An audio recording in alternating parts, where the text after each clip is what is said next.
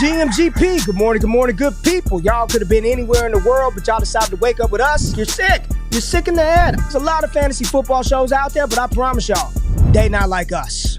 Brock Bowers, you looked a little quicker than fast. What does that even mean? Redraft, Dynasty, best ball, high stakes, we got you covered. And that's MVS and Justin Watson with some of the dopest tools designed to help you cancel out the noise and dominate your leagues. If there's a white wide receiver named Antoine, sign me up. Maybe it's cultural. I don't know. In season or off season, rain, sleet, hail, and snow, comma, semicolon, period, next sentence, to bring you the most actionable and entertaining content on YouTube. You don't go buy the dip on the Titanic. Quarterback that you love, D-Bro. One of the best values in fantasy football. Prop bets with my man JRich. Yes! Let's go! So wipe the crust out of your eye, get you a cup of coffee. It's time to wake y'all asses up with Ray and Jay in the morning.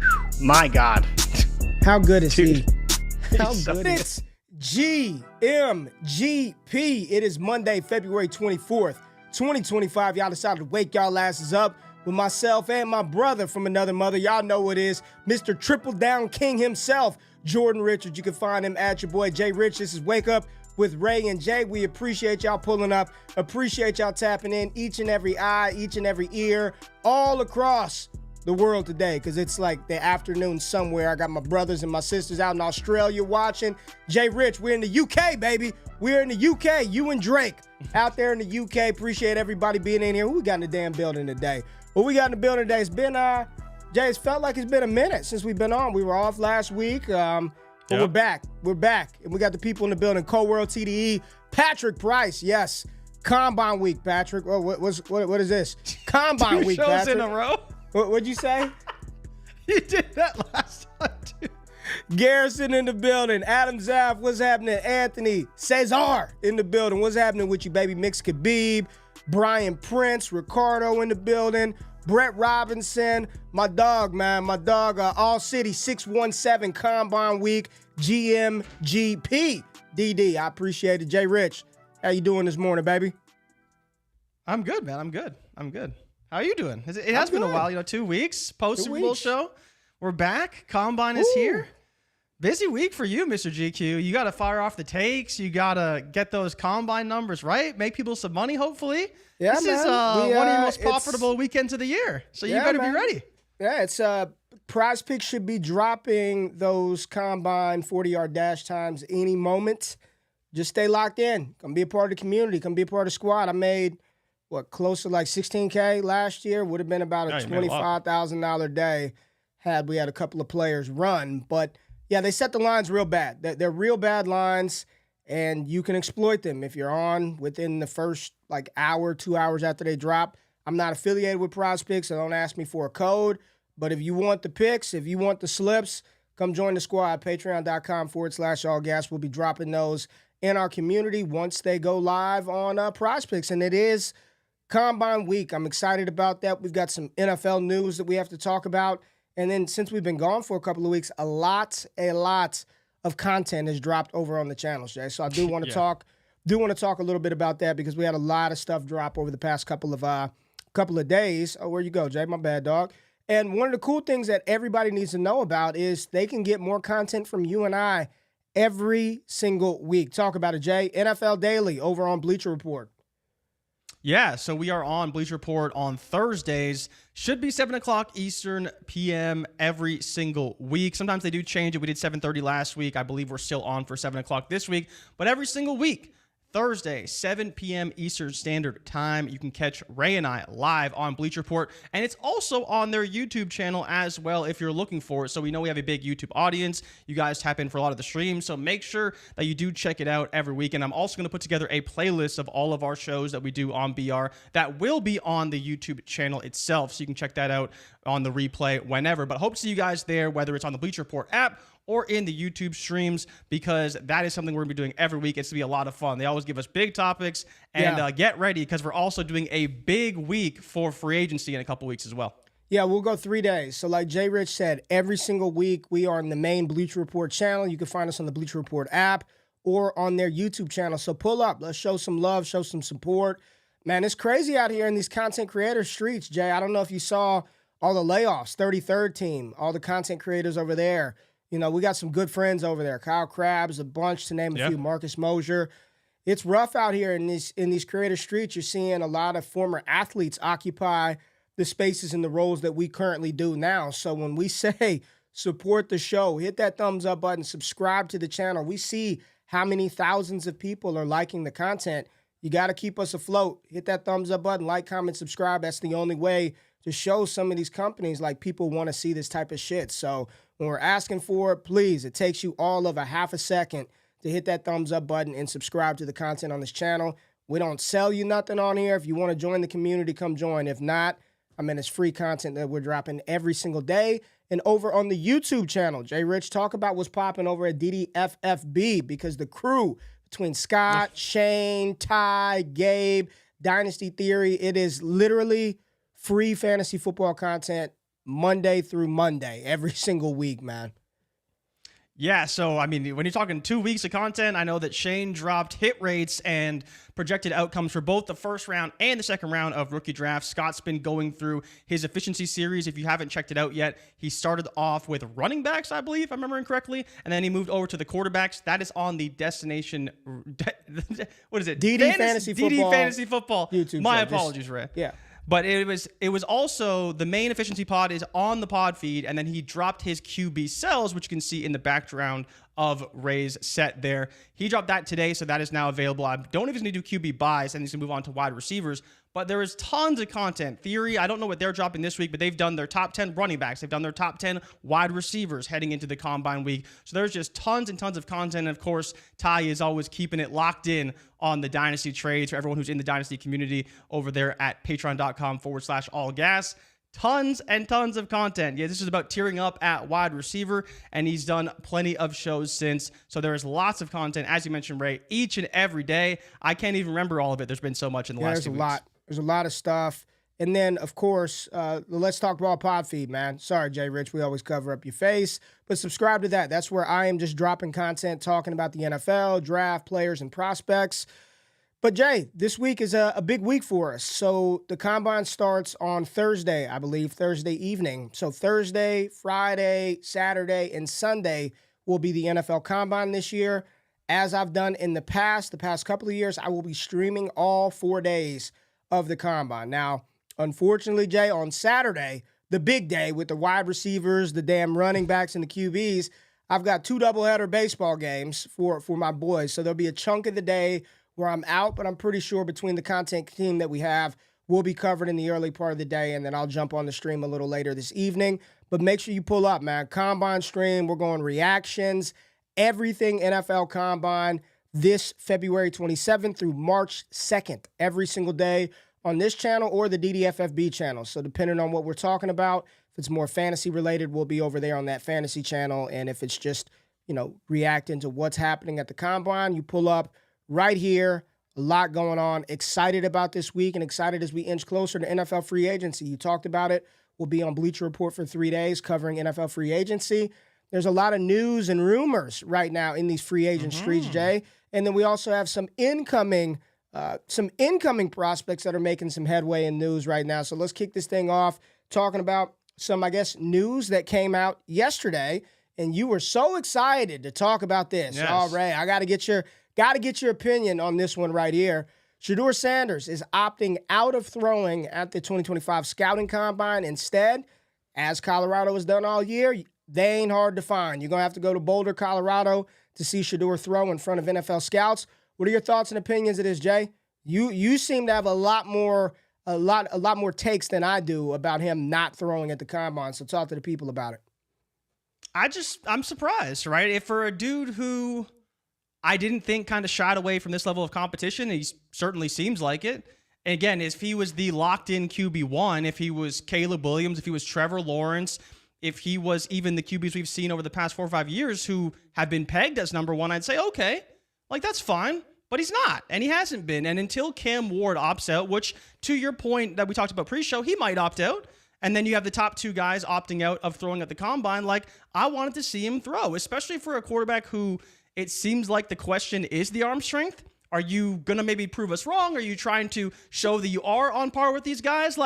Don't you think there's some element of competition here to where, like, you want to show that, yes, you have the accuracy, and you can show that at the pro day or at the combine, but you want to, the problem is that people want to see his arm next to other quarterbacks' arms and how they kind of shake up, because we've seen the clips of him and Cam, and they look noticeably different, in my opinion. So I'm surprised to not see him throwing at the combine if Cam does choose to throw. Did Drake May throw at the combine last year? No, but Drake May was a locked-in top 3 pick. Did Jaden Daniels throw at the combine last year? Nope, but he was a locked-in top 2 pick. Caleb Williams was the number 1 pick. Combine last year? But did Michael Penix throw? All you're talking about is guys that didn't Penix throw? I'm asking, did he? Yeah, Penix threw and Nix threw. My whole point is that if you're not a locked-in top guy, which Shedeur is absolutely not, like there's no way he's a locked-in top 5 pick today. Why aren't you throwing at the combine? That's my whole thing. Because did you not just say that you know his arm strength is not the same as Cam Ward or some other quarterbacks in this class? So it appears. What does he have to gain by doing this event every year where the quarterbacks, and we sit there and talk about, oh, they don't know the receivers, it'll look better at pro day. How many times have players hurt themselves by going out there? And then the narrative afterwards is, oh, I hope he has a strong pro day. You want to see him throw the football at the combine. I don't care. I legitimately do not care. I don't care. Compete in what way? So we can go every 6 pass attempts, you get to look at me versus the next other couple of yous. Like this is something that is not new. This is not new to Shedeur Sanders. Plenty of quarterbacks opt out of throwing at the combine for very obvious and professionally responsible reasons. I don't want to be throwing the ball to people who don't know where to be on a 15-yard hitch, on a 20-yard comeback route, on a dig route. They're not where they're supposed to be, and the ball's hitting the ground, and it looks like it's me, and it ain't me. I want to throw to people who I've been used to throwing with in an environment that's comfortable to me. That is what we do during this process. But now it's a problem. Now he's scared. But CJ he's Stroud afraid threw of the pro day, competition right? now. He went to Colorado. He didn't go to Alabama. He didn't go to any of these blue blood pro. He went to Colorado. But now he's afraid of competition. Hey, really, man? Well, I'm just wondering. I'm not arguing you. I'm giving you my point out opinion. the flaws, right? I'm just giving you. You know, and I just look back to CJ Stroud, right? This is the ball placement specialist that did just that at the combine, and he did throw at the combine, right? Bryce Young was the one who didn't throw. And so, again, maybe it's, like you said, professional, doesn't want to heighten those flaws next to other guys. But it's you want to see these guys compete a little bit. I don't want to see him throw at the pro day because you want to talk about throws I don't care about. I do not care about pro day throws. They really don't matter. So you don't care about the pro day throws, but you care about the combine throws. No, I want to see how players stack up. That's why the combine is so useful to me as someone who doesn't get to go to the events. Realistically, what are you seeing them stack up against? Just how fast they throw the ball? Where they throw? I don't need to watch them in underwear for 42 minutes to come to some conclusion that I haven't already made in my mind by watching 25, 30 games of tape, by watching them play. What is that 30-minute throwing session going to show you, Jay? Like, truly, what are you gaining from that? Besides what you stacking already up players know. That are doing the same things. You think you know. That's the thing. So for me, right? And this goes across all positions. You just said you watched them throw in practice, and you could tell, in your opinion, there's a notable difference. So what else are you trying to parse from it? I'm saying in some of the videos, clips we've seen, because he works out with Cam a lot, it seems as there is a notable difference in whether it's arm strength or whatever, the zip on the ball, whatever you want to call it. That does seem noticeable, but you can't tell that as easily when they're, when you're looking at them and they're throwing out to a receiver, which is like what half the videos are. And my whole point of the reason why I do like the combine in some respects is especially when you talk about running backs and receivers. You can look at players in the way that they go through a drill and say, hey, maybe this guy is slightly more fluid than another. Or you can say, hey, maybe this guy, the way he places his hands and the way that he moves is slightly better than another. They're tiebreakers at the end of the day. But without that direct comparison, doing the same types of things, it's harder to look at tape and say, well, these runs are similar, but everything else is different. I'm going to just say this, man. I hear you, and I respect it, man. But if you are truly waiting for the combine to look at these guys go through drills in underwear for you to form some crucial opinion of that player versus or versus another. I don't want your scouting. I don't want your profile. I couldn't care any fucks less about what you think if you're waiting for that moment, that 22-minute exercise to come to this conclusion of this player versus that player. I'm sorry, dude. But Ray, what is the difference between this and the Senior Bowl? Because you can talk about how... it's a small piece of the puzzle. It's not everything. That's what I'm saying. I never said it was everything. But I'm saying it's when you can directly compare players. You know what the difference is? Because you're playing football in Mobile. You're actually doing foot. You're playing foot. You're talking about competing. That's competing. Seeing who's the fastest. Why do I need to go compete against Xavier Worthy? I know he's faster than me. You know he's faster than me. Like, the competition is on the field. To me, this story is a non-story, but it is a story, and it speaks more to how people feel about him going in.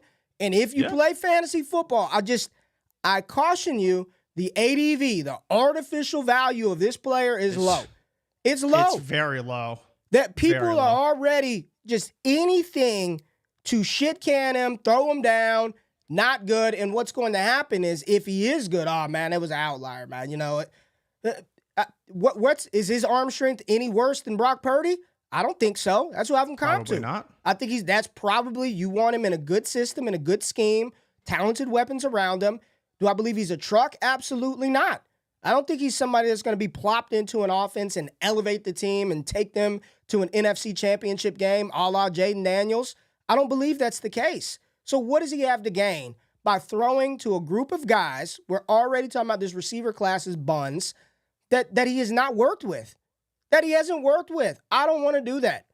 If I can control my interview process, I would rather interview somewhere where I'm comfortable and can control that environment. And you know what? The NFL affords him that opportunity to do it. You might not like it. Media may not like it. But this, in my opinion, overall is not a big deal. It's not a big deal. That's where I stand with Shedeur Sanders. Now, we've got some more news to talk about because a player who could directly impact Shedeur, JRich, this potentially directly impacting him, is this quarterback right here, Matthew Stafford for the Rams. He's gotten permission to seek a trade. There's a lot of rumors about the Giants being a landing spot for him. I have not heard I haven't seen any other locations or any other speculated spots for Stafford besides the Giants. Have you heard anything different? And what are your thoughts about him going to New York? And I'm seeing fucking first-round pick. I'm not trading no third overall pick for Matthew Stafford. Get out of here. Get out of here. Yeah, the initial asking price was a first, but I don't know if that was in context of the Giants or not. Obviously, if it is the Giants, that's a little bit different than if it's a team kind of in the middle. I think teams like Pittsburgh have been mentioned because they are definitely after a veteran quarterback. It doesn't seem like they're going to be picking, I think they're 21 right now or 22. Similar to when they picked Kenny Pickett, there just isn't going to be a player available there for them unless they trade up. But yeah, the Giants have been kind of the main team linked. We've talked about it incessantly with Brian Daboll and Joe Schoen. Like, they have to make a move for a player. It's probably not going to be a rookie quarterback unless Cam Ward lands to them somehow. But, Kelly Stafford was on her pod talking about how maybe they could make the move. And that was what sparked it, right? Kelly Stafford, man. But that was the funny thing is like it wasn't Matt Stafford saying he wants out. It was legit his wife talking about how maybe there could be possibility that Matt plays somewhere else next season because they're still trying to figure out his contract. And, the Giants have obviously been heavily linked to a quarterback. It's just, what does the move end up becoming? And does it make sense? Because for the Rams, I don't even hate if they trade Stafford because I still think they're going to have a solid team. It's just they do need to figure out quarterback. But they could take one next season potentially because it should be hopefully a little bit stronger. But, how do you feel about him in New York? It's great for Neighbors. Neighbors had the endorsement for Stafford. I think he said he's his favorite quarterback in the NFL right now at Super Bowl week, which is very interesting as well. But if not the Giants, I don't really know where he'd end up going because it doesn't seem like there's too many fits for him. And I believe you'd have to pay him an extension, which I feel like teams wouldn't necessarily want to do. He's going somewhere for sure, man. He's still one of the most talented arms in the NFL. The problem is, 36, 37 years old and habitually banged up. But you'd be insane to trade a first-round pick for him. I think the Giants are in this weird spot, man. Bringing back both the GM and the head coach in what seems like, to me, they can't be idiots at the top. They can't be, Jay. I refuse to believe that they sit back inside that NFC East and they're thinking that we're going to compete next year with the Washington Commanders or the Philadelphia Eagles or hell, the Dallas Cowboys. Even the Dallas Cowboys, yeah. With the healthy Dak Prescott. It's hard for me to believe that. They would be foolish to trade future capital for this caliber of a quarterback. And if Stafford really wants to win, it ain't going to be in New York. So, no, I do not believe it would be a prudent decision for that franchise, because what's going to happen whenever the Giants inevitably finish fourth in the NFC East again? Yeah. Dayball's gone. The GM is gone. Now you got to reset. You're not going to reset with a 38-year-old quarterback. And I would hate for Cam Ward or Shedeur Sanders to be drafted in that spot by that GM, by that head coach. New GM and new head coach come in. Normally, you know what happens? You know what happens when you get divorced, JRich? You know what happens when you get divorced and remarried? You think your new wife wants to lay on that bed? You think she wants to sleep on that same mattress that you used to bang out your ex on? No, sir. I need a new bed. That's the first thing that's got to change. It's all right when we're just dating, right? I don't know if I'm going to be here long term, but long term, I want a new headboard, baby. That's what's going to happen in New York. The GM, the head coach get fired. They're not going to bring in a new head coach, a new GM, and lay in those same dirty sheets that were stained up by Shedeur or Cam Ward. They're going to find a new mattress. They're going to get a new quarterback. So no, I wouldn't do it if I was New York. So here's the problem, though, and here's where I think, you talked about Shedeur Sanders and how he's obviously a potential target for the Giants should Tennessee or Cleveland take a quarterback at 1 or 2. So how would you feel about him on the Giants? Because I feel like going into the season, like the 2024 college football season, we talked about the Giants a lot because we knew they had Daniel Jones, we knew he was no good, and his potential landing spot for him and Dion even at certain points throughout the season. But I feel like now I've kind of changed my tune. And while Malik Neighbors is there, I just don't know if it's a spot where a quarterback can succeed right now. But maybe I'll be wrong. I still like Daboll. I still think he's a good coach. But it just doesn't seem like a good spot for a quarterback unless it's Cam Ward. And maybe he can overcome that situation. I mean, listen, everybody in the chat agrees. They say the bed must go. I mean, I don't know if you saw this, Jay. I don't know if you saw this meme this past week, but the bed must go. And I would not feel good about Cam Ward nor Shedeur Sanders in New York. But Bryce Young made it happen. Bryce Young was able to survive with Dave Canales. He was able to survive with Canales. But he was revived, right? Dave Canales said, Bryce, here, let me rise from the ashes and we will become a successful franchise. It's probably not going to happen with this team. But yeah, Canales, that's our guy. If there was one coach in the league that I'm so happy it worked out for, it's Dave Canales. Taylor Van Day, hey, mattress's worst nightmare is the new wife and Steve Smith Jr.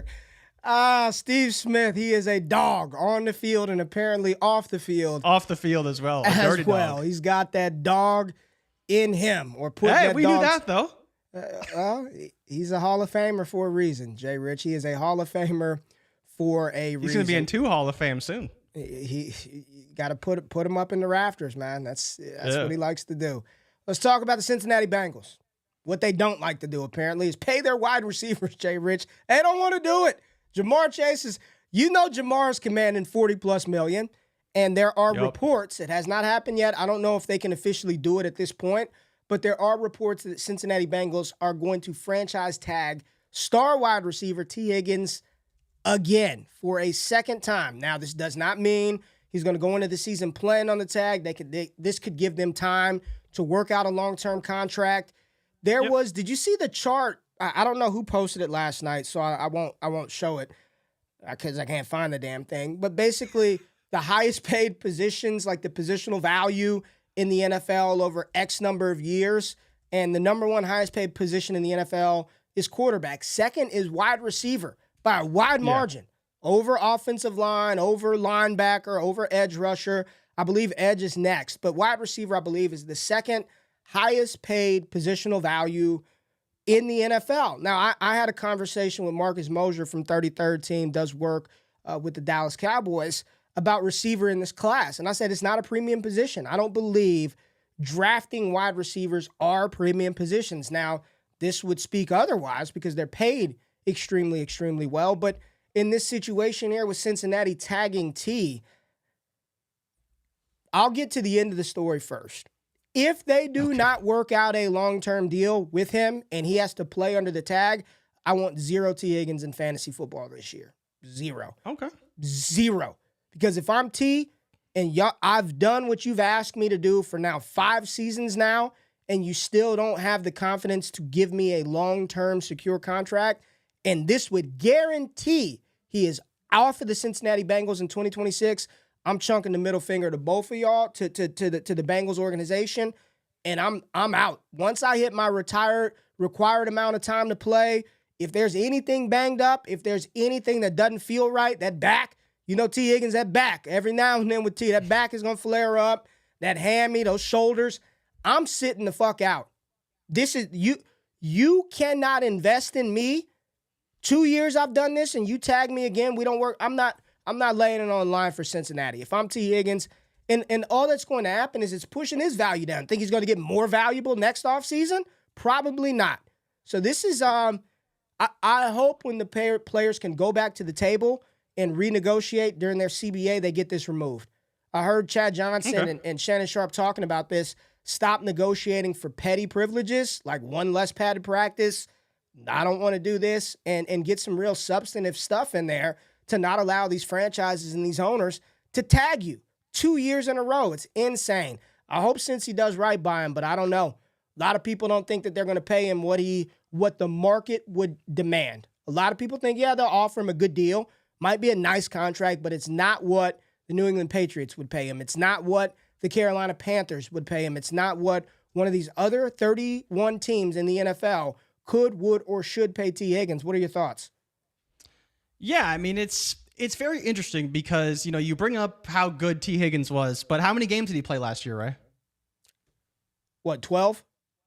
He played 12 games, and he played 12 games the year before that, right? You get about 12 out of T. You get 12 out of T. And so it's fair to wonder, what is that market for T. Higgins? Because, well, yes, he's probably, depending on the year, which it seems like the cap's going to go up a lot. It's supposed to be, I believe, right around $280 million, which is significantly more than was projected initially, which is one of the reasons why the Bengals can potentially pay him and Trey Hendrickson and Jamar Chase. But when you're only getting, let's say, 14 games out of a player, what is his value? Because, in a full season market, he's probably a $30 million a year player. Maybe even more than that. Maybe you go as high as 35 for T. Higgins. The Patriots would probably play anywhere from 32 to 33 for him. But if you're the Bengals and you know that he's always hurt, what's the incentive to pay him more than $27.5 million? And we talked about this on a Bleacher Report show. If anyone wants like a deep dive on this, we did talk about it on a BR show. And one of the things that I found that was very interesting is he's only played like 74% of his career games. And when you look to a player like Brandon Ayuk, who got a $120 million contract, he's played up to the contract 94% of games, which is a pretty big difference. And so if you're an NFL franchise wanting to pay a player like T. Higgins, the talent's there, he's extremely valuable to the team, but finding that proper value, knowing he's going to miss some time, is big, but they do need to bring him back in Cincinnati. As much as I'd love him in New England, even though he may be overpaid and he may miss some games, like he would be massive for that team, Cincinnati needs to find a way to bring him back because he's very important to that team. And I think the only thing I would question in your analysis as far as having him in fantasy is that we kind of said the same things this year, and he, like, every time he was available, he actually did play very well. Because T thought he was getting paid. And more so in other years. T thought he was getting paid. Yeah. I agree with Joe. I think this is our girl Joe here in the chat said owners are abusing the spirit of the tag. I 1,000% agree. And yes, we did say that next year. But if Cincinnati allows him to go into September 9th or whenever the first game is without a contract, he is guaranteed not on the team next year. He's looking for a new home. He's looking for a new home. And in that case, I would not, if I were T. Higgins, want to do anything to jeopardize what I could potentially make in that new spot, man. In that new spot. That's my thought on it. The first year tag is $26 million, and then he'll have the increase, whatever it is, like 25% or something like that, because it's the second year in a row he's been franchise tagged. So it'll be a lot. but it's probably still not more than his like top end market value. Yeah. All right. Last piece of news from the NFL world, Jay. Dallas Cowboys All-Pro and future Hall of Fame offensive guard Zach Martin drafted in the 2014 NFL draft. It was what a great class that was. I think Aaron Donald went a few picks before Zach Martin. I think he went 12th and Martin went 14th. But he's retiring from the Dallas Cowboys. So end of an era in Dallas. And a lot of people continue to look at this Dallas Cowboys offensive line and this rushing situation and think this is what Zeke walked into in 2016. There's no Zach Martin. There's no Tyron Smith. There's no Travis Frederick. This is a completely revamped offensive line. So this idea that this is the honeypot landing spot for running backs in the 25 class, I'm not quite sure that is the same case. Yes, there's opportunity available, and Rico Dowdle did serviceable in his role last year, but this is not the same dominant Dallas Cowboys offense that this run block unit was. Think about that. When Zeke came in as a rookie, that was going into Martin's third year, so he's getting into his prime. Tyron Smith, I believe he was drafted in 2011, so that was his fifth, sixth year in the NFL. They had a veteran group up front, and this was the last stalwart up front, and my heart is heavy today. But Zach Martin, incredible. I think he's got, more All-Pro selections than he has holding calls in his NFL career. He's a first-ballot Hall of Famer. Hell of a career for Zach Martin, and it leaves Dallas with another hole up front. I don't want to talk about it. We got a lot to discuss once we get to the draft portion of this, but another hole up front for the Dallas Cowboys, Jay. Yeah, I mean, it's a big loss for them. He's probably their best offensive lineman and a leader for that offensive line.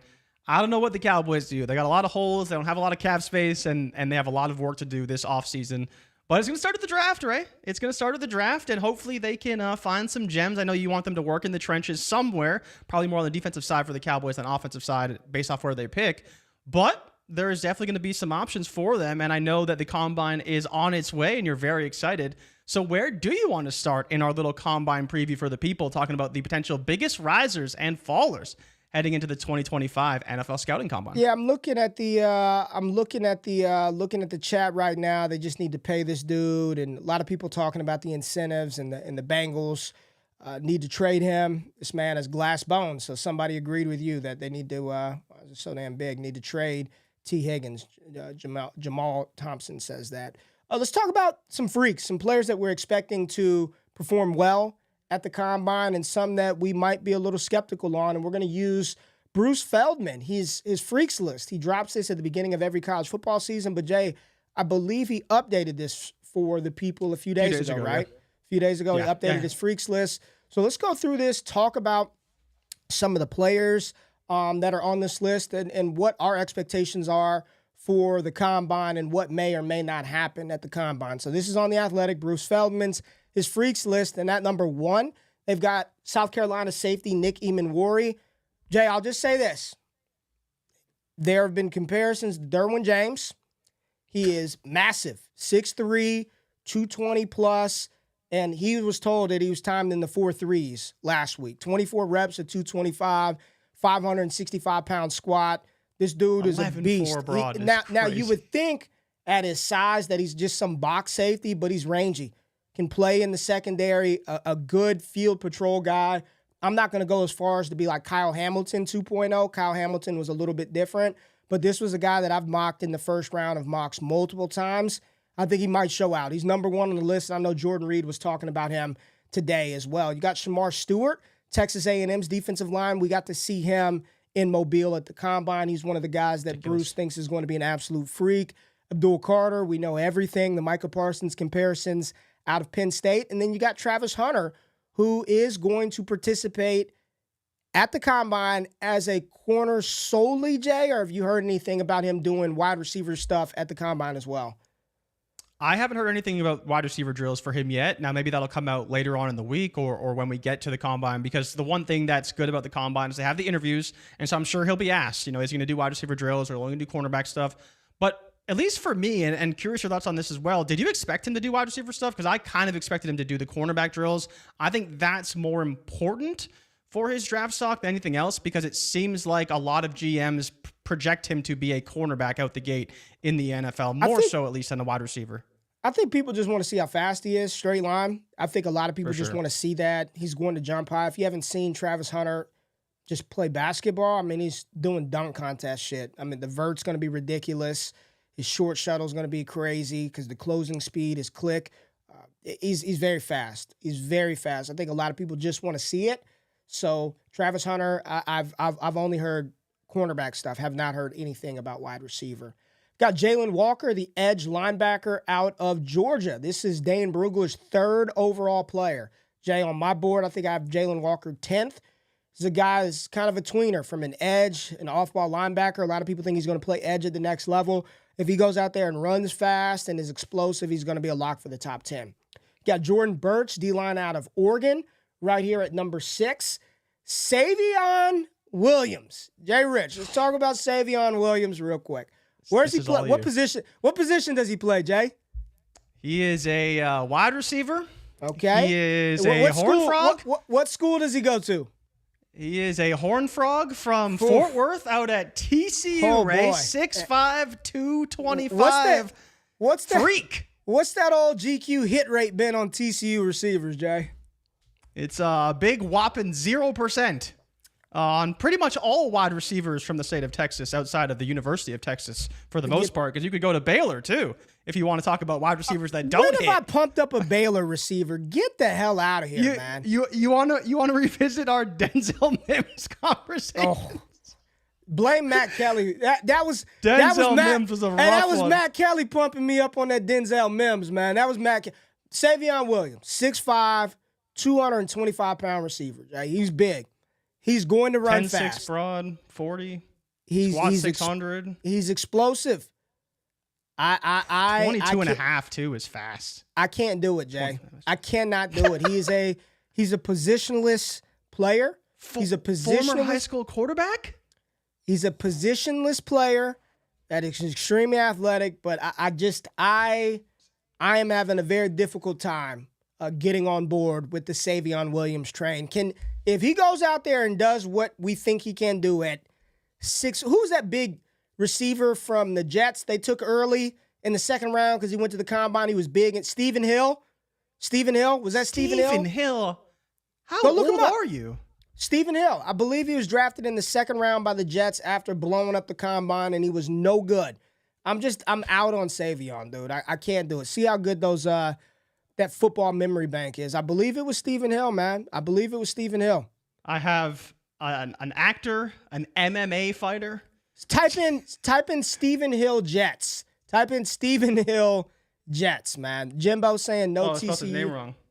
What'd you say? I spelled his name wrong. Yeah, second rounder. That's what I thought. From Georgia Tech. Georgia Tech. 6'5", 209. So little smaller. He wasn't as in big. terms of the weight. But he was a big dude, and he blew up the combine and went in the second round, and you didn't even know he was a real player. Kenneth Grant out of Michigan at 8. And then let's talk about Miami tight end Elijah Arroyo, Jay. Let's talk about Arroyo. This is a player I'm seeing across multiple big boards. He's been consistently, since the Senior Bowl, inside the top 50s. Top 40s damn near. This tight end out of Miami, I saw Josh Norris. Shout out to my underdog friends over there. He posted, I believe it was Elijah Arroyo's first 11 receptions of the 24 season, and it was like 32 yards, 17 yards, 46 yards, 15 yards, 22 yards, 31 yards, just all over 10 yards per reception. He's an athletic freak. I believe this one. When did the tight ends participate? Are the tight ends Friday, Thursday? They're the day before, I think, with either the O-lineman or something like that. They're not with the receivers, though. They're the day before. So they'll be on Friday. So Bruce says he's going to run in the low 4.5s. I think he's going to be in the low 4.5s, mid to high 4.4s. Arroyo's going to fly. He is legitimately 6'5", 250 pounds. We got to see him live, up close and in person. He's very fast. He's very fast, very fluid. I think when it's all said and done, you're talking about a cat that's top 50. I don't think there's any chance that he falls out of the second round. I'm not going to go as high and be like, oh, he's going to be a locked and loaded first-round pick. You've got Tyler Warren. You've got Colston Loveland. This is an incredible tight end group. But somebody that with the movement skills of Arroyo, this event, this is tailor-made for Arroyo. This is why he should go. You're talking about who needs to go to the combine. What does Sanders have to gain, right? Arroyo, he goes out there, he runs 4.5 at 6'5", 250. He's fluid in the receiving drills. His stock rises. What is Shedeur going to do to make his stock rise? If he's accurate, you know what everyone's going to say? Oh, we already knew that. We already knew he was. I mean, that we want to see it for our narrative and entertainment purposes, Yes. but from a business perspective, Arroyo needs it.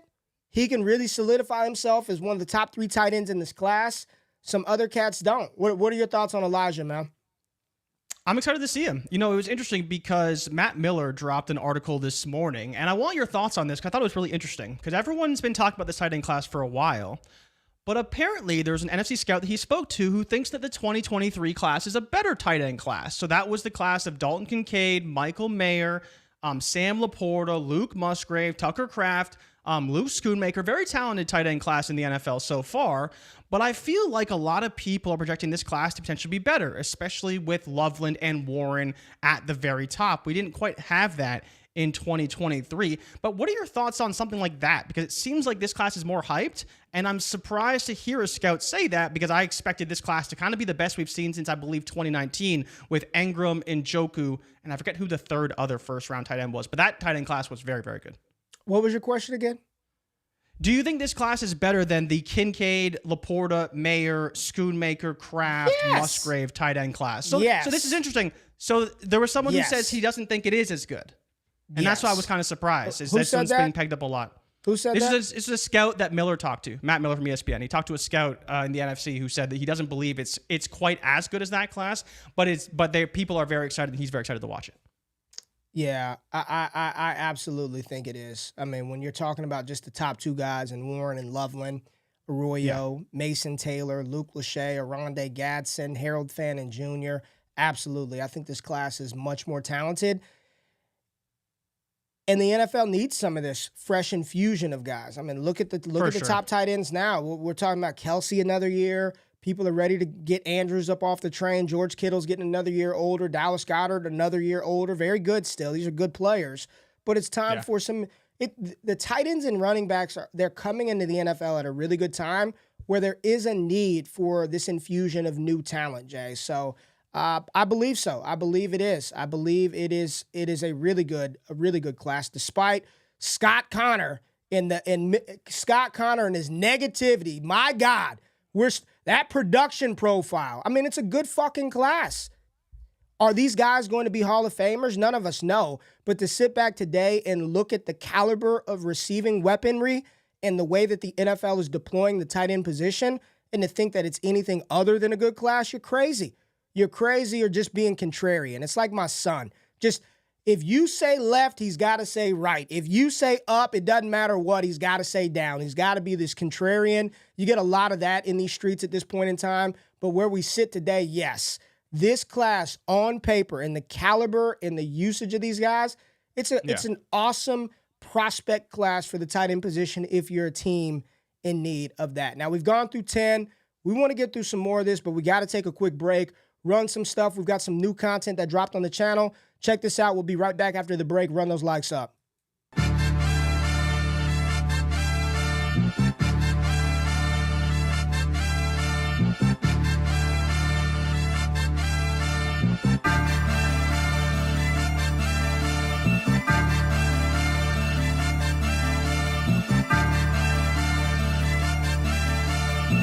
The 2025 NFL Draft running back class has some intriguing names. But when you're looking for a true workhorse back, a big, physical, every down runner who can control the game, there's one name that needs not be forgotten: Ollie Gordon II. At 6'1", 230 pounds, Gordon is a modern-day bell cow with the size, vision, sweet feet, and explosiveness to be a featured NFL back. Here's his full story, from high school phenom to college football's best back in 2023, his tough 2024 season, and why I still believe he's going to be a star at the next level.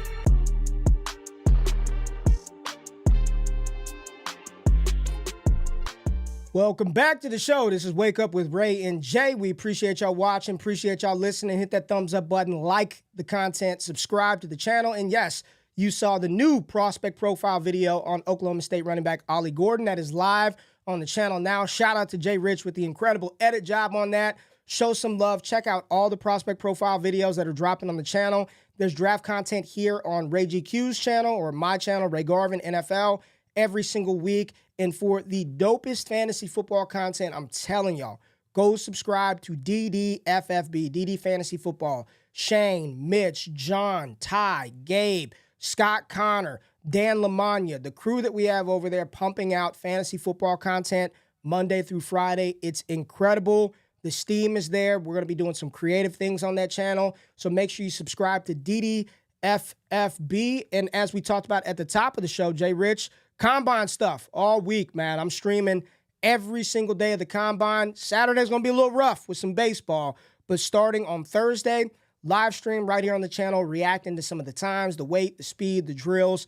Every single day of the Combine will be here. And JRich and I have a new job on Bleacher Report. They said they want us all year long. So every single Thursday, 7 p.m. Eastern Standard Time, we will be live on the main Bleacher Report YouTube channel. So you can go over there, as well as the Bleacher Report app. Make sure you follow JRich and I on that social media platform and tap into all things NFL from your Wake Up crew, Ray and Jay. All right, Jay, we've got to get back to this freaks list. We had a linebacker. We've got a defensive tackle from Ohio State. But let's pull it back up and get to a player that I don't know why I'm seeing stuff a lot from fantasy football analysts out there, Jay, about Ted McMillan not being the wide receiver 1 in this class. He's number 12 on this list. What are we doing? I mean, in what world is this player who, from the time that he stepped foot on the field in college football as the only ticket in town in Arizona, 700 yards, 1,400 yards, 1,300 yards with Noah effing Fafita at quarterback. Ted McMillan, number 12 on the freaks list, 6'4", 6'5". He's a long strider, so he's probably going to run faster than people think. Where are we at with Ted McMillan, and why the hell is he not the consensus wide receiver 1? People still putting Burden ahead of him, Trey Harris, Elick Aoman, just searching and digging for somebody other than Tetaroa McMillan. And I promise you, if his name was Rayshawn Jenkins and he was tatted up, I mean, people would be like, this dude is the next. He has a whole sleeve. I'm just telling you, man, it doesn't look the same. It doesn't look the same, Jay. Talk if about his name Ted was McMillan. Luther Burden III, he would be wide receiver 1. If he was LB3, no doubt about it. But it's Tetaroa McMillan. Talk about him. It's interesting with Ted, right? Because, he's clocked at 22 miles an hour, 12th on the freak list, expected to run fast, very fluid, great catch of the football. A lot of people talk about his ability down the field as the way he adjusts the ball, the way he works in catch and catch situations. Like, I believe in this freak list, his coach talked about how the biggest thing that he does better than anybody is his coordination throughout the field and the way that he moves and the way that he sees the field and the ball in the air. Like, that's his superpower. And, he's clocked at 22 miles an hour, as I mentioned, up from 19.8 when he stepped at Arizona. It's just funny, Ray, because he gets comped a little bit to your boy, who I love, Drake London. And what are your thoughts on that type of comparison? Because London was a player that people weren't certain about, who got drafted very high in the NFL draft. Who wasn't certain about Drake London? Who? It wasn't me. You were. But there was 100%. people who had question marks about Drake London for sure. He wasn't a locked-in top prospect by any stretch. He was drafted very high, but he wasn't a player that people were all in love with. He was the first receiver off the board. But how do you feel about those comps? Because I think they are a little bit different in the way that they play. And I think London does things a little bit differently and better than McMillan. I think McMillan's better in the open field. I think he's more T. Higgins than Drake London. I think he's more. Okay. I think he's more run after the catch, which Drake London is not. I think he plays like a modern day Mike Evans. Like the way Mike Evans plays now, more so than when he played when he was a little bit younger. I think he's very good after the catch. These big receivers, they often get viewed and put in this bucket of just contested catch downfield monsters.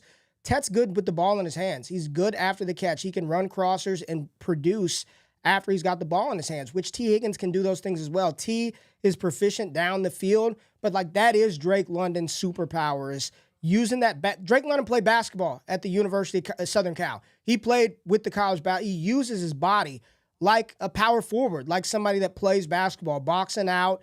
He's a little better off the line than a lot of people give him credit for. I think Tet is a little more fluid than Drake London. I believe his movement skills are a little more fluid than that of Drake London. I don't think he's as good in those contested catch situations as London is, but I think where he excels is when the ball is in his hands at that size, he can make shit happen after the catch, which for me, when you've got somebody that big, that physical, his red zone skills are incredible. You've got another monster target to throw the ball to. I'm excited to see him run. I don't really care about it. I just want to see him run. I just want to see how he looks, how explosive he is versus some of these other players. And this is where, in a receiver class where it's a little bit down, this will help prioritize. If he runs a 4.5, you're like, okay, well, he's more this. This matches up to the tape. If he goes out there and runs a 4.3, I'm going to be shocked. I think he's about a mid 4.4, high 4.4, low 4.5 type player, and that's plenty enough speed with the way that he wins and the way that he plays. So Tet McMillan, number 12 here on the list. You've got Ariante Ursary, 6'6", 340-pound tackle out of Minnesota, who's been getting that top 2 round capital. James Pierce, edge out of Tennessee, who somehow has character concerns now. I don't know. I guess character concerns for James Pierce. You got Will Johnson, the cornerback out of Michigan, my belief. Best pure corner in this class. Man corner. I saw Todd McShay this morning talk about Travis Hunter being his number 1 zone cornerback, and he says Will Johnson plays zone or man coverage. So Will Johnson at 15. You got Charles Grant, O-tackle out of William & Mary, Princely Human Milan, edge rusher out of Ole Miss. Bo Collins, wide receiver out of Notre Dame. Some Bo Collins for those Devy folks out there played at Clemson. You got Armand Mimbu, offensive tackle out of Missouri on this list. Bayshul Tootin, JRich. We got to talk to Tootin in Mobile. We're talking about a running back out of Virginia Tech, 5'10". I think he was shorter than this. I don't believe he was 5'11". If he's 5'11", I'm 6'2". If he's 5'11", I'm 6'2". Ain't no way Tootin is 5'11". Go check and see where he came in, if you can find it, where he was listed, his official measurements from the Senior Bowl. But I saw, again, today, somebody said that this guy potentially could go low to sub 4.3s in the 40.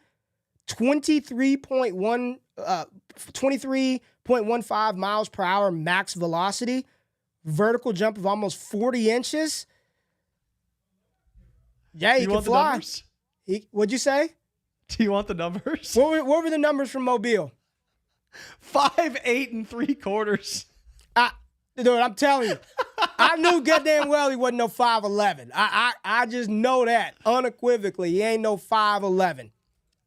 But yeah, so this is a player that for me, and I want your thoughts on this too, Ray, that was very surprising. And not in a good way at Mobile. And it's not that I didn't think he looked good. He had moments that looked good in Mobile, but if you're telling me this is how fast he is and how athletic he is, bench press 400, 39 vertical jump, 23 miles an hour max velocity. Yeah, that's crazy, man. Again, there's people who think he could break 4.2 potentially. He's probably not going to, probably low 4.3s, but even that's surprising. Like, is this something that you saw or noticed in Mobile? Because for me, I didn't really. Maybe it's just the way the drills were. You didn't really see that long speed or the need for it in any of the drills, but he didn't pop out in terms of a speed perspective in Mobile. But maybe it simply just was the environment. It wasn't a full speed environment. The environment wasn't really set up for any of the running backs to get busy. It wasn't. Yeah. They didn't get to get loose. They didn't get busy in the open field. It was a lot of drills. They're never really opening it up. Yeah. You didn't really get to see that. But if he runs that fast, I can tell you right now, where's he going in rookie drafts, like the 4th round in a bunch of fantasy football rookie drafts? He'll probably get moved up based off of that speed. Your boy, we didn't know who the hell this was in Mobile. Isaac, in the way that the last name is written here, it makes a little more sense. Tesla. It's not Tesla. Tesla. Isaac Tesla. He is a white wide receiver, JRich. I just have to put that out there just so people know. Why are you doing Isaac dirty like that? I'm not doing him dirty. Isaac Tesla, 6'2", 220. He's a big dude. I didn't know who he was going into Mobile. I thought he was fine. He wasn't awful. He wasn't great. I thought he was fine, but he's 22nd on this freaks list, so we might have us another Antoine Pierce situation going on if he could fly at the combine, Jay. You know how we are. We show love to our white wide receivers, baby. Yeah, I mean, it's funny because the receiver that I want to see on this list with these types of numbers, when you talk about mid 4.4s, maybe even faster than that on a good track, 6'2", 212, it's your boy Jack Betch. Betch is the guy who gets pegged, in the second round, early third round as a wide receiver. He's not a freak. If he had that speed, though, then there's okay, maybe he could be something in the NFL beyond kind of a contested catch, jump ball receiver, which kind of seems like he is now. But Tesla, maybe he could do some things, I'm excited for him. Maybe he could be a late, 5th, 6th rounder that can make some noise if he's fast enough. We'll see. Nick Scordon out of Texas A&M. He's listed as an edge, but he's like 300 pounds. He's 280, 290. We'll see what he does. I want to see him move. because this is a player that I got inside my top 35 big board. A lot of people still have him as a back-end first-round pick. Him and Shamar Stewart have flipped spots from Texas A&M. It was Scordon going early and Stewart going later, but because of the athleticism, they've kind of flip-flopped. So I'll be interested to watch Scordon. I'm all in this draft class. I don't know if you saw, I was invited to participate in the mock draft accuracy contest by the Huddle Report. So GQ will be putting his mock up against the Bruglers. Do you want my mock? Because I think my mock historically does a little bit better than your mocks do. It's just if you need advice, I'll make sure I'll call you. I got your number. Mike Green, edge rusher out of Marshall at 24. Daquan Felton, wide receiver out of Virginia Tech. He was a big dude at the Senior Bowl. Very big wide receiver. 6'4", 222 pounds. Man, it's a big receiver, but I didn't play like it though. Yeah, did not play like it. You got Landon Jackson, 6'7" defensive end out of Arkansas, and then we get another guy, Jaden Higgins. There's this thing going on because Iowa State has two very good wide receivers. Personally for me, I got a type, and he fits the type. I'm much more interested in Jalen Noel than I am Jaden Higgins. I think Higgins is awesome. I've seen Higgins as high in some mocks as 34 overall or 33 overall, wherever the Giants are picking in the top of the second. I think Jalen Noel is a little better player. I like the speed that Jalen Noel possesses, the way that he can work in and out of his breaks. He played on the outside as well as the slot, and he's one of the most proficient deep ball catchers in college football. The most commonly deployed routes in the NFL, Jay, I looked this up. I got the data. It's the hog routes. It's hitch, out, go, and then you could throw slants and crossers in there.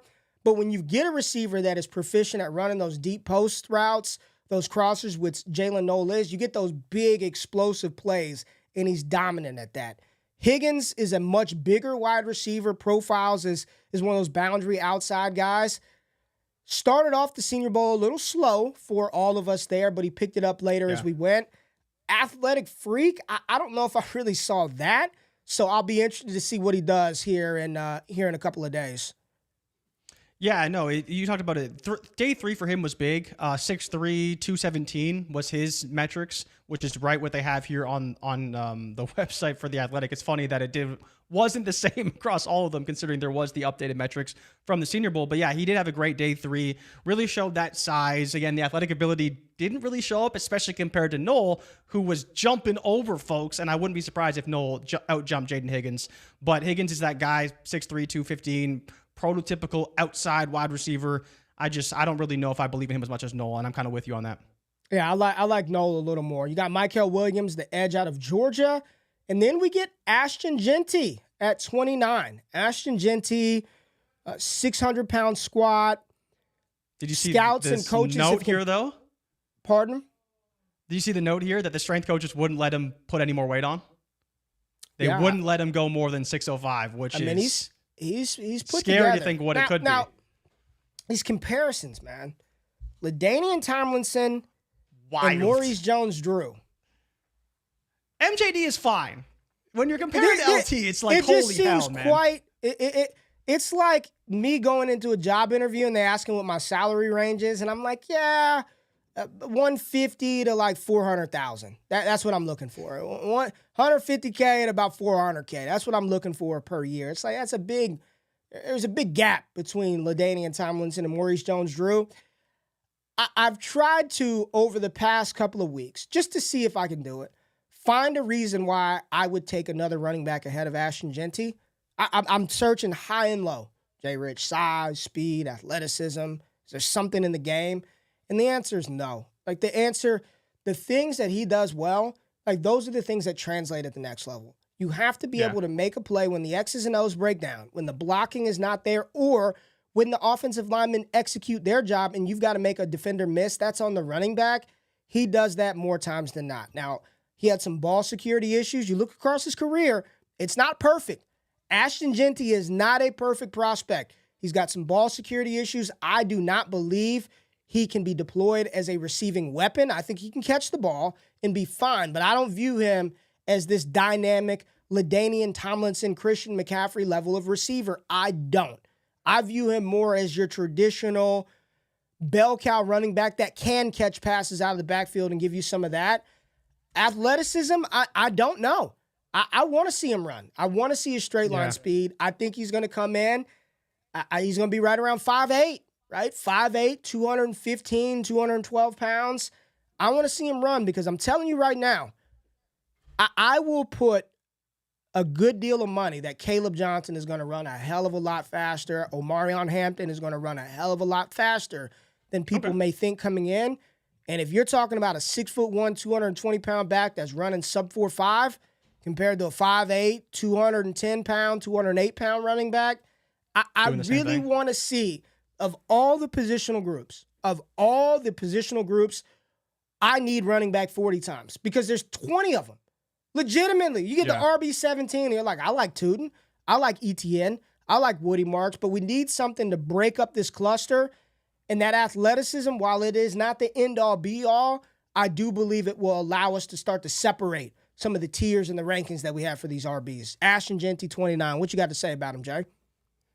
Yeah, you really just want to see him run around the same range as those guys, right? Because you don't want a situation where, he's RB1 because of the tape. He hit 22 miles an hour, but you just kind of want to see him run. Like, what do you think would be a disappointment for him? Do you think if he's in the 4.5s, it'd be a disappointment for him? I feel like that'd be a disappointment for a few people. Publicly, people will be like, oh, man. But you want to see him crack 4.4 if you can. I don't need the back to run, 4.3. I think if he was a 4.5, people would be like, "Oh man, I wouldn't." Yeah. The You're hoping for better than that. Perception is reality. I think the perception would be, "Oh man, he's not that explosive," even though 4.5 is still booking it, man. Well, yeah, but the problem is, and this is where, we've obviously gone back and forth on this, kind of just having fun on the show, but it's that competition, right? You see him break away from all these guys in the Mountain West, and we've seen it in other competition as well, Big Ten, and other big games as well.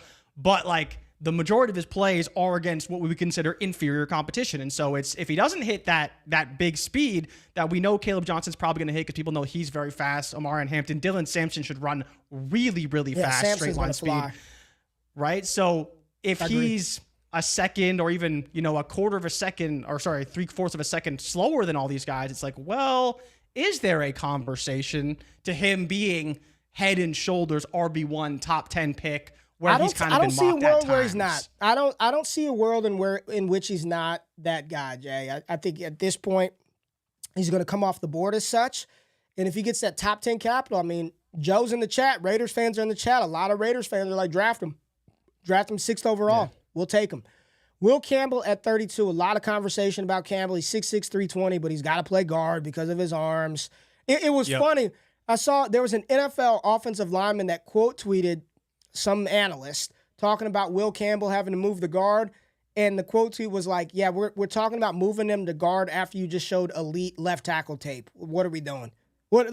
All the tape was him dominating on the outside, and then we're going to talk about kicking him into guard. So I don't know what the combine is going to prove for Will Campbell, speed-wise, but I guess the measurables and the arm length and all of that. Yeah. So Brugler touched on it, right, in his article he dropped this morning, talking about Campbell, because Campbell was number one. He's like, is 32 3/4 enough? Nope. How about 32 7/8?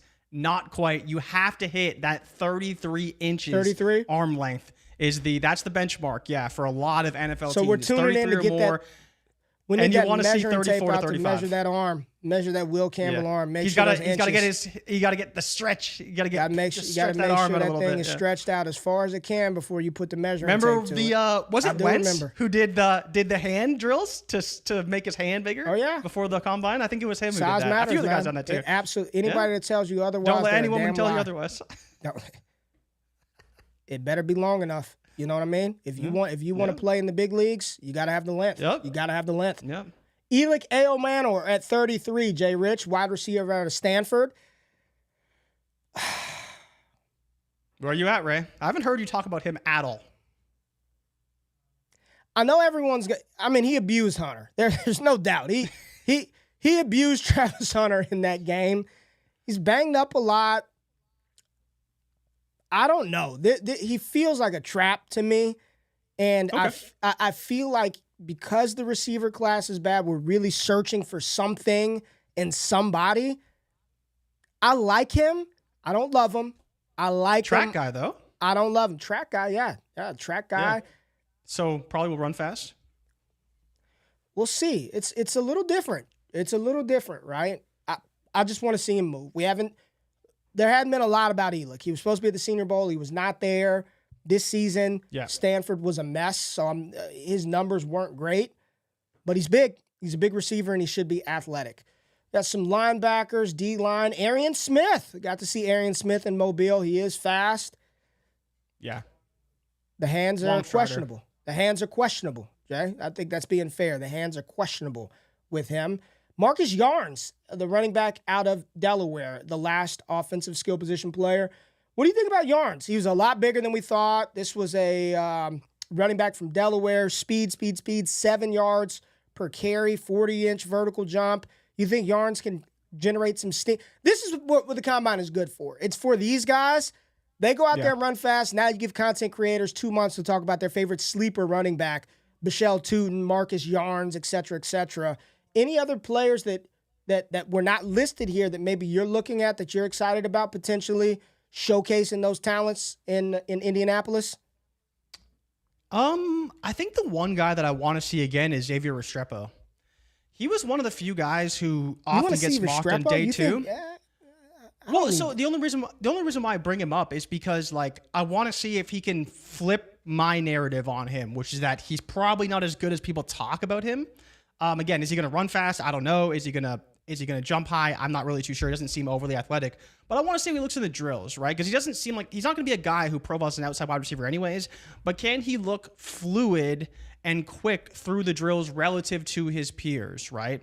And the way that he looked at Mobile was a little bit underwhelming, but we talked about that with Rashee Rice as well. And I always bring him up because he was underwhelming in Mobile relative to the other players there. But outside of that, I wouldn't really say so. I'm excited for Yarns, though. I really liked what Yarns did. And what's crazy about him is that I think he's going to be one of the best receivers there. He was a very good receiver in Mobile, and I think he could be the best receiver even at the NFL Combine. So look out for that because he is a very good receiver, very fluid in the way that he catches passes, and I think he'll run really good routes.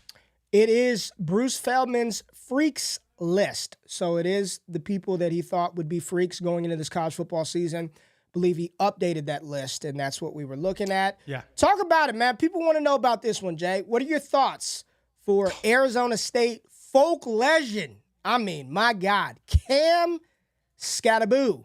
What are your thoughts? Nick said Skattebo about to light up the combine with a 4.68.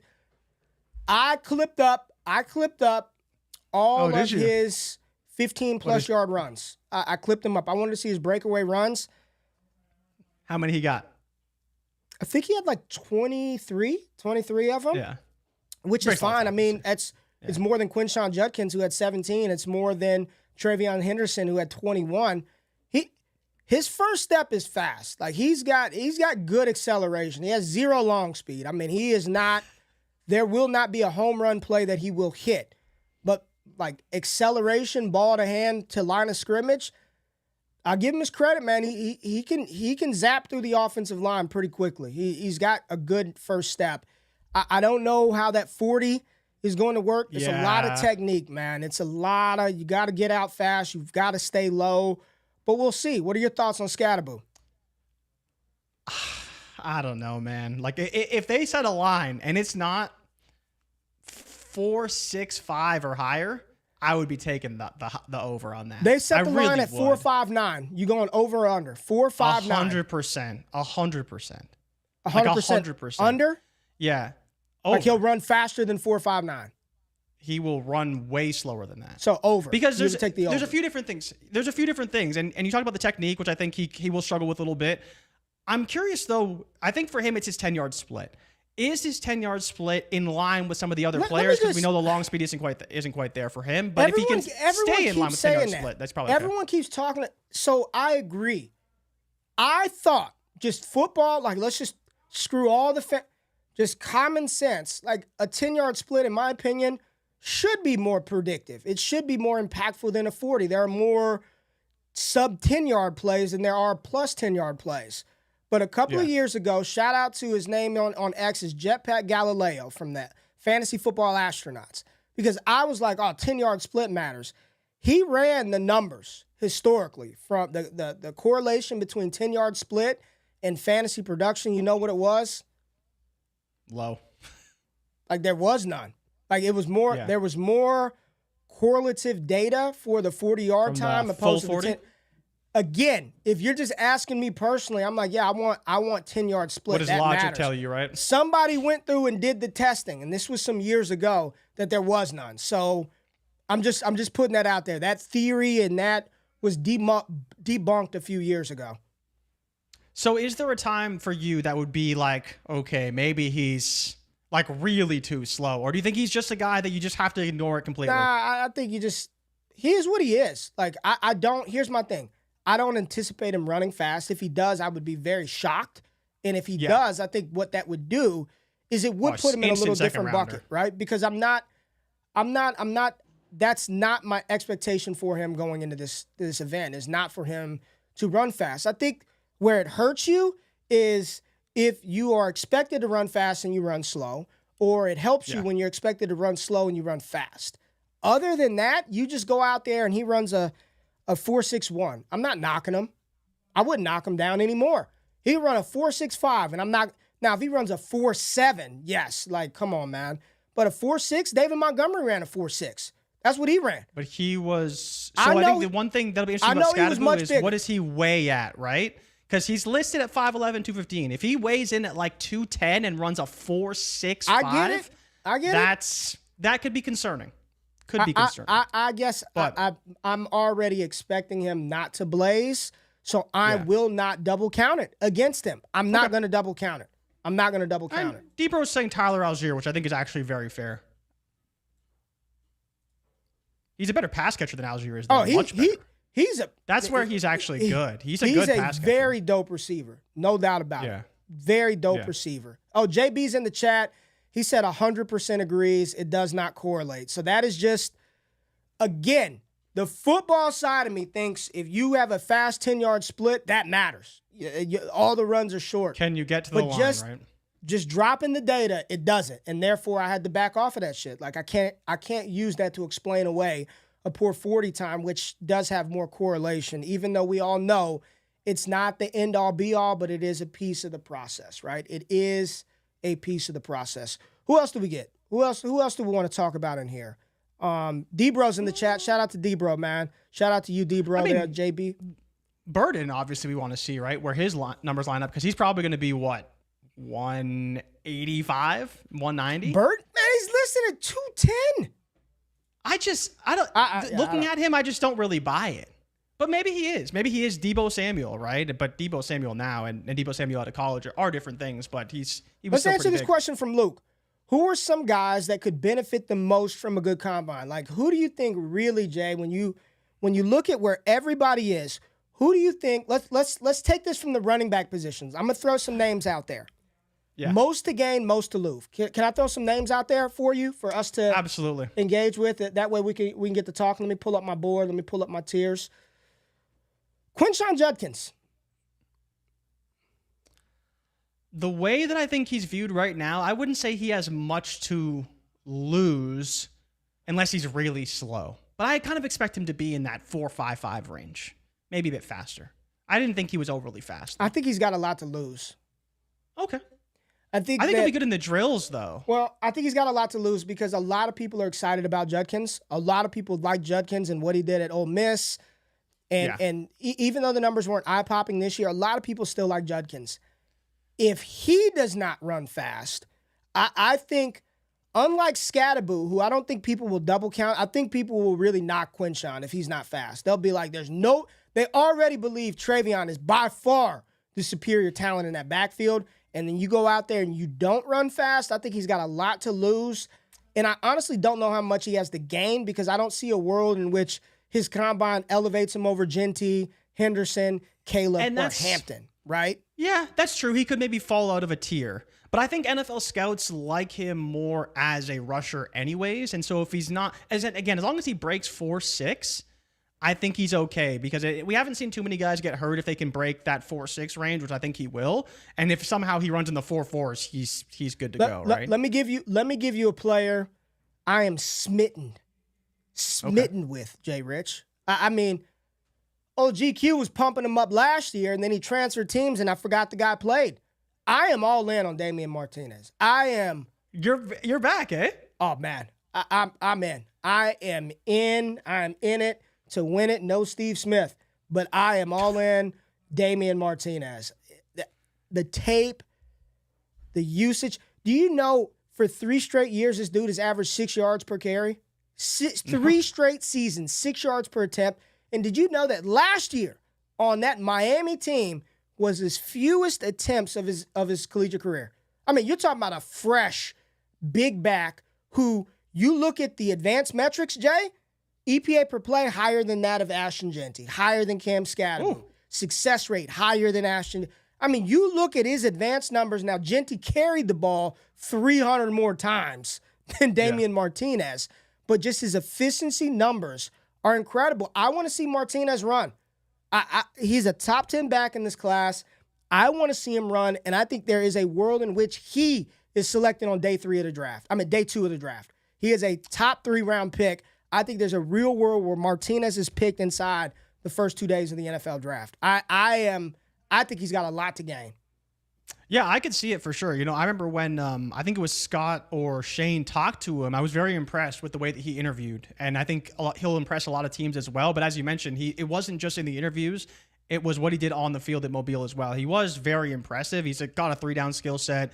His pass blocking was also pretty good relative to some of the other players that were there. He's got that prototypical size. Like, I think he could be a difference maker in the NFL and a guy that does show out at the combine for sure. Debro said Brashard Smith. Yeah, I'm expecting him to look great. I just expect Smith to look well, converted receiver.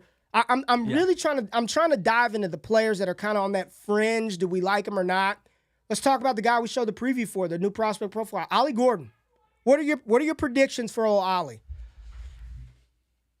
I think he'll kind of stay where he's at. I don't know if he's going to gain anything. Again, I have no idea what he runs, whether he's going to be fast or not. 6'1", big, man. Like 233 pounds in Mobile. 233. If he's slow out of the blocks, I'm not going to be shocked, right? Like if his 10-yard split is a little slower than some of those other guys, but he kind of gains it throughout the 40, I'm not going to be shocked either. I just think that he's kind of... I don't think he's going to be a day 2 guy. He'll be somewhere in day 3. I think he'll show his ability as a pass catcher, which is better than I think people realize. And then it's how does he look in kind of the RB drills? What does he run? Do you think he's going to jump very well? I don't think he necessarily jumps very well, but maybe he will. I just don't think he's going to move much post-combine. I think he'll be kind of where he's at, somewhere in day 3. I think he's going to be in the 4.5s. I think Ollie he's locked in. He feels like the guy that goes on day 3 that will end up starting. He's built like some starting running back. It doesn't even really matter, right? I think if I had to circle one name that I think people are going to have a hard on for after the combine, and I think it's just premature, it's Jaden Blue out of Texas. He's going to fly. Okay. He's going to fly. He's going to look smooth in the receiving drills. I don't think he's very good. He's a good pass catcher. He's got a lot of speed. I've got him in tier 4 right now of my running backs, at the bottom of tier 4, behind Taj Brooks, Jaquindon Jackson, Kyle Monungai. But I think he's going to perform well at the combine, and people are going to be excited about him. I think people will be excited about Blue and what he can bring to an NFL offense, especially as a receiver. Let's go to the receiver position, though, JRich, and talk about. I was going to bring up Sampson because Sampson's my guy for that. He's also going to be the youngest player at the combine. We already are in on Dylan Sampson. I mean, I didn't include him. Well, you're a little skeptical. I like him a lot more than you do. His tape for me is kind of. I like him a lot more than you do. He's a runway guy, in my opinion, a little bit. A little bit of a runway guy. He can break tackles. Man. He's better. He's got a bit of a runway guy for me as a runner. No, he's not a runway runner. He's got acceleration. He's got agility. He's got all that. He's fast. He's very That's why I think fast. he'll test well. He'll be in the 40s. He'll probably jump 11 feet. He's going to test and he'll probably well. run 4 3s, right? All right. And that's where, talk about a guy second, third round that people are going to be very in on. It'll be Sampson. Receivers. Man, this is short list. Short list. Jalen Noel's going to run fast, so I think he's got a lot. I think he'll be one that coming out of the combine people will be excited about until he drops balls in the gauntlet drill. My only issue with Jalen Noel is those hands are a little sometimes. Egbuka, does he run? We haven't seen a lot of Ohio State guys run. I don't think Egbuka runs. Do you think Egbuka you want to talk runs? about a guy that you think could lose a little bit if he runs slow? But here's the funny thing, Ray, and this is what makes me laugh. Go ahead. Ohio State. When they run, tell me the last time they were slow. Never. These guys are all fast. Chris Olave, he might not break 4.5, and he runs in the 4 3s. Yeah. Like, Garrett Wilson, 3-0. Yeah. That's the only thing with Ohio State is like, I have to give them a little bit benefit of the doubt because they are just all fast. Like they all check they are fast enough box every time. And so I kind of agree. If there was a guy who maybe wasn't going to check that box, it'd be him. But at the same time, like, Chris Olave wasn't necessarily that fast. Garrett Wilson wasn't necessarily that fast. He was fast enough, but I think Egbuka may not run, at which point, much like Marv, we're like, oh, maybe he should have ran or at least showed a little something. What do you think, Marv? You think Marv dodged it? Do you think Marv ducked that 40? Yes, I think Marv dodged it. I think Marv was in the 4.5s, and he knew that running 4.5 wasn't good enough. Right? Not when all these Mega guys are running way Mega too fast. Ninja 23, love watching you guys. Appreciate you, Mega Ninja. We appreciate you. Oh, Debro said Jalen Royals. Yes, he needs to look good. Yeah, everyone keeps asking me about really Royals, Ray Royals, and I'm just like, I don't know. I thought he was fine. The guy that's going to blow it up is Isaiah Bond, no doubt. Bond's going to blaze. But yeah. He's better than Golden. I can already see it happening. Bond is going to blaze. But I talked about this player with Thor Nystrom. I was on the Fantasy Life draft preview show with Thor last week. LeJontay Wester, the slot receiver out of Colorado, currently 46th overall inside this mock draft database space. You look at his advanced numbers from the slot, and it smashes Luther Burden. Dominates Xavier Restrepo. This dude is a route-running machine. He's great after the catch. He was good at FAU prior to transferring to Colorado. I think LeJontay Wester is going to make some noise at the combine. And when you're talking deep, later pools, I'm excited to watch him perform. I think he's going to look outstanding in the drills there. If he does it, they might not do anything. He might wait till Colorado's pro day as well. Yeah. I don't know. There's nobody Honorable else. I mean, Savion is going to look good. I think Ricky White III out of UNLV is a sleeper, underrated wide receiver prospect. Let's move on to the tight ends and see if I can trip me fan in. I mean, the question for me is Loveland, right? I think Loveland is the guy that we want to see a bit more from. I mean, he's the tight end because one. People say he's tight end one. There's the debate, right? It's a very hot debate right now who tight end one is between Tyler Ward and Colston Loveland. And hopefully he does all the drills and runs and everything because he's the guy that it seems like we want to see from. And, we talked about the quarterbacks with Cam Ward, Shedeur Sanders. Like, I want to see how Loveland and Warren stack up. They better be in the same group, or I guess they probably won't because their last names are too far apart. But it'd be sick if they were both in the same group and we're able to see them both work together because that's a big debate right now. And a lot of people have them both in their top 15 prospects and expect them to be drafted probably in the top 20 to 25 of the NFL draft. Debro says Gunnar Helm is going to be in that tight end 3 conversation. Gunnar Helm should have came to the Senior Bowl. But we'll see. I don't think he's watched. I don't think he's as fluid or as athletic as Arroyo. The real one is Fannin. I just, as good as he is, and as good as the tape and the numbers are, I was having this conversation with Brett Whitefield and Dwayne McFarland a little bit on Twitter last night, that just because these players have TE or wide receiver or RB next to their name, I can guarantee you that every NFL team doesn't view each one of those running backs, each one of those tight ends, as occupying the same role. I don't believe Harold Fannin is the type of tight end prospect. I think he's a different tight end prospect than that of Colston Loveland, than that of Tyler Warren, Elijah Arroyo. And the NFL gave us a sneak peek of that in Mobile. He did not line up as an inline tight end one time with NFL coach, and they were like, hey, man, you need to go here to H-back or play fullback. He's going to be very team schemes dependent for me in specific.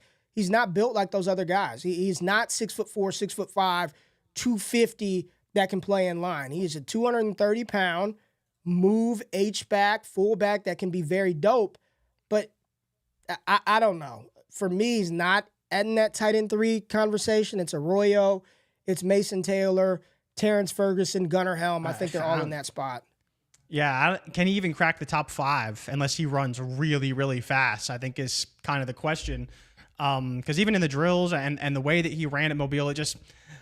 I feel bad. I don't think he can change my mind. Depends on what team he lands on. Now, I don't think there's anything that he can do if he runs... to change that narrative, right? Well, he's got to run fast. If he's...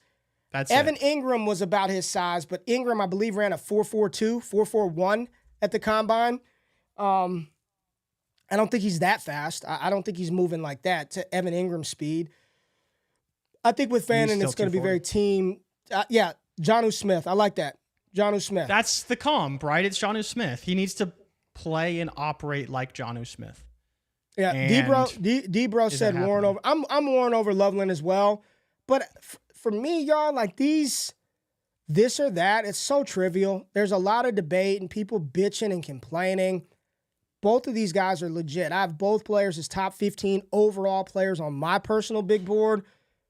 If you gave me one, I would prefer Tyler Warren, but that does not mean I dislike Colston Loveland or Elijah Arroyo. I think the real play would be, what can I trade that pick slot for to accumulate future capital and get another tight end that's probably got just as good a chance to start.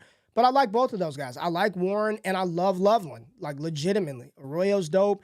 Helm is dope. Ferg is dope. Taylor is dope. Phantom occupies a role. It's a good class. It's a great class of prospects for the tight end position. Yeah, no, I'm with you. I think Loveland is probably the most intriguing one because he's just one of those guys, very NFL ready, just going to lock right in at tight end 1, probably the day he gets drafted on whatever team he goes to. And it's more the fantasy people that are arguing between Loveland and Warren, when both of them are going to be very, very good. Yeah, and they're I think their skill sets are a little different, but they're both going to be very, very good no matter where they go.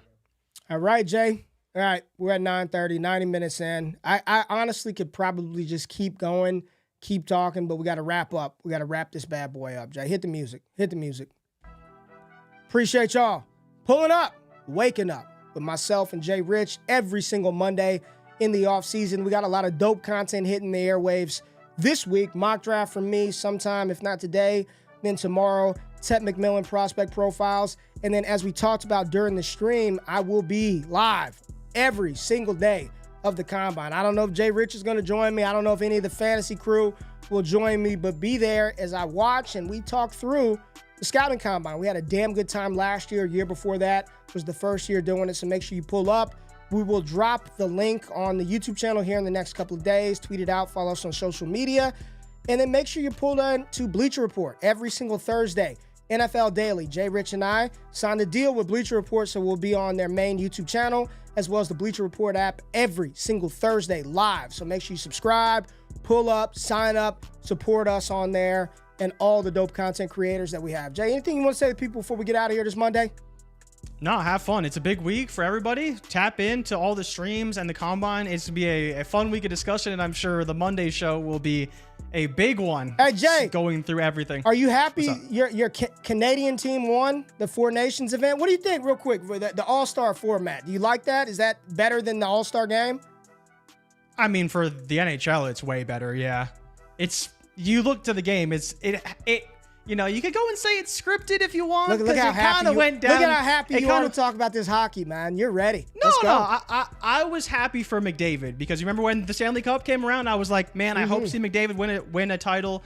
He didn't, but to be the hero in OT for Canada, like that's a massive moment for him, and was super excited. Did you for cry him, a little? Cool. Were you proud of your country? No, I was proud of him. Were you proud of your country? Of him. No, I'm not very patriotic though, so. All right. Appreciate y'all pulling up. We'll see y'all later this week on the channel. Subscribe to DDFFB and stay locked in. Y'all have a beautiful Monday. Be fantastic and great. We'll see y'all soon. We out. JRich. Wait, hold on. I got to get the outro there. Peace. Let's go.